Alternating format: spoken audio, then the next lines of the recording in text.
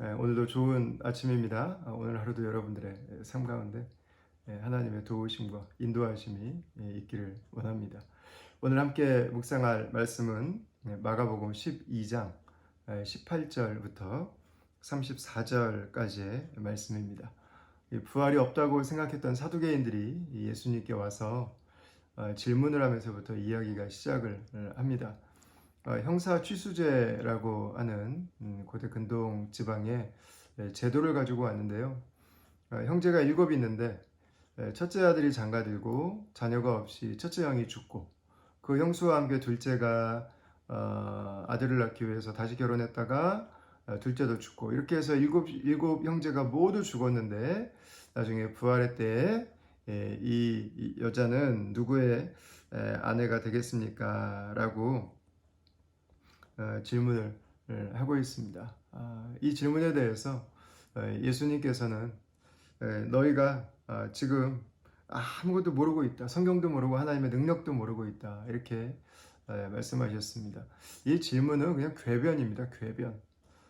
자신들이 믿기 어려운 예외적인 조항 하나를 만들어서 예외적인 이야기 하나를 만들어서 그것으로 성경과 하나님의 뜻 전체를 부인하려고 하는, 거부하려고 하는 이들의 시도를 보여주고 있는 것입니다.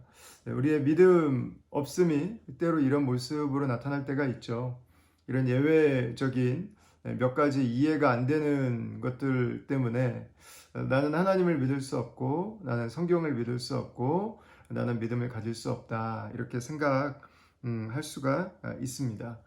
그때 예수님께서는 모세에게 하나님이 하셨던 말씀 하나를 인용하셨습니다. 떨기나무 불타고 있는 곳에서 하나님께서 모세에게 나는 아브라함의 하나님, 이삭의 하나님, 야곱의 하나님이라고 말씀하신 것입니다.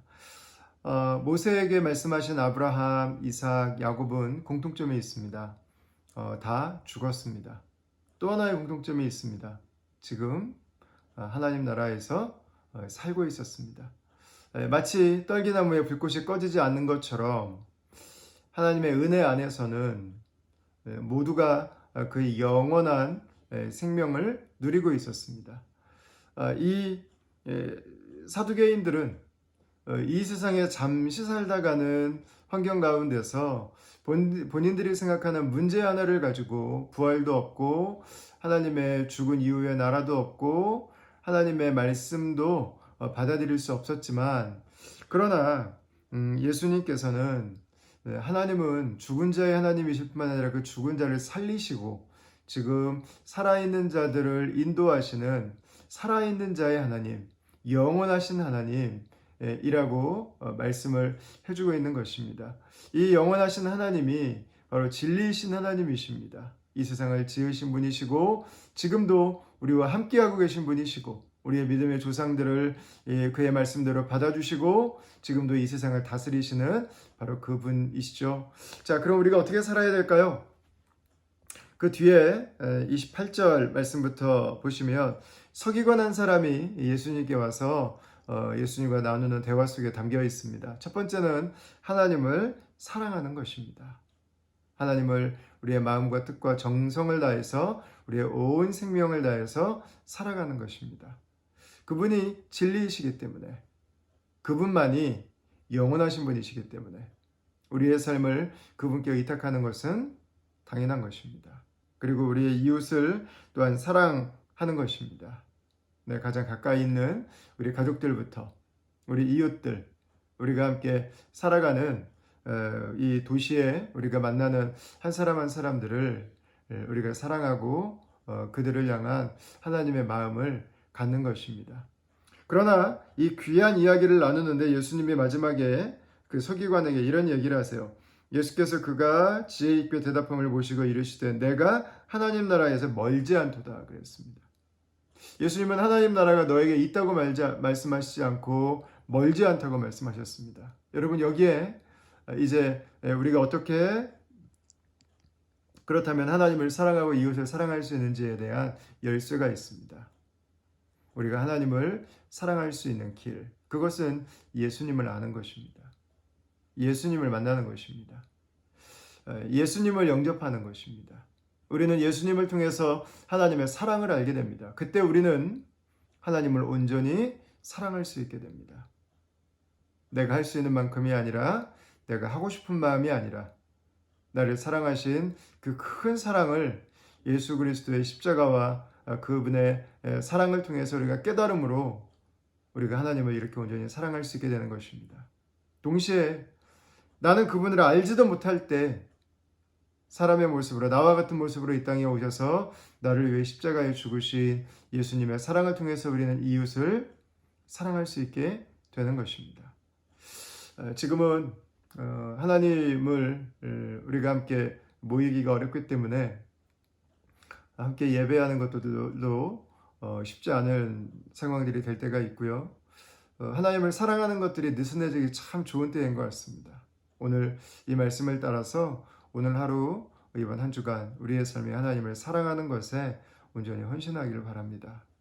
그리고 동시에 우리의 이웃을 사랑할 수 있기를 원합니다. 저는 요즘에 이 사회적 거리라고 하는 거를 자꾸 들으면서 저부터도 어떤 분들은 저를 만나서 너무 반가워서 악수하려고 하고 안아주시려고 하는데 제가 오히려 그분을 이렇게 안 된다고 제가 거절할 때가 있더라고요. 사람들이 조금 모여있는 데를 가게 되면 사람들을 제가 경계하더라고요. 가까이 가면 안 되지. 이 사람 옆에 붙어 있으면 안 되지. 이러면서 제 마음속에 드는 생각은 이러면서 우리가 사람들을 혹시 미워하게 되는 것은 아닐까. 특히 한국 사람들을 우리가 미워하게 되는 것은 아닐까. 특히 우리가 하나님이 우리에게 사랑하라고 말씀하셨던 그 사람들을 우리가 거리감을 두고 우리가 거절하게 되는 것은 아닐까라는 생각을 종종 합니다. 우리의 건강을 위해서 사회적 거리를 유지해야 될 때도 있지만 우리의 마음의 거리는, 우리의 사랑의 거리는 우리가 계속 친밀함 가운데서 유지해가고 오늘 하루도 영원하신 하나님께서 저와 여러분들과 함께하고 계시는데요. 그 하나님의 은혜 가운데서 하나님과 함께 동행하고 그 하나님을 사랑하고 그 하나님의 사랑으로 우리의 이웃을 사랑하는 저와 여러분들이 될 수 있기를 주님의 이름으로 축원합니다. 제가 잠깐 기도하겠습니다. 하나님, 오늘 하루의 삶에도 영원하신 하나님께서 우리와 함께하고 계신 것을 인해 감사합니다. 오늘 하루도 우리 주를 예배하는 하루가 되길 원합니다. 우리가 있는 그곳에서 주를 예배하길 원합니다. 우리가 일터에 있든 가정에 있든 예배자로 살게 하여 주시고 우리에게 예수 그리스도를 통해서 주신 하나님의 크고 놀라운 사랑을 깨닫고 하나님을 사랑하는 주의 아들 주의 딸로 살게 하여 주시옵소서.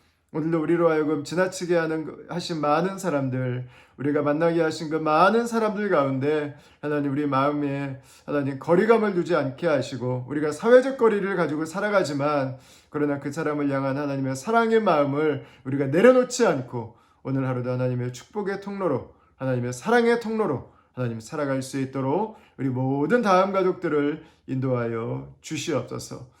오늘도 우리의 삶 가운데 함께 하시며 우리의 삶을 인도하시고 복되게 하시며 당신의 그 귀하고 좋은 것들로 우리의 심령을 채우시는 하나님으로 인해 감사하며 우리 예수님 이름으로 기도합니다.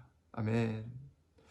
네, 여러분 오늘 말씀을 함께 기억하시면서 계속해서 묵상하시고 기도하시고 오늘 하루도 하나님의 축복이 여러분들의 삶 가운데 함께 있기를 기원하겠습니다. 감사합니다.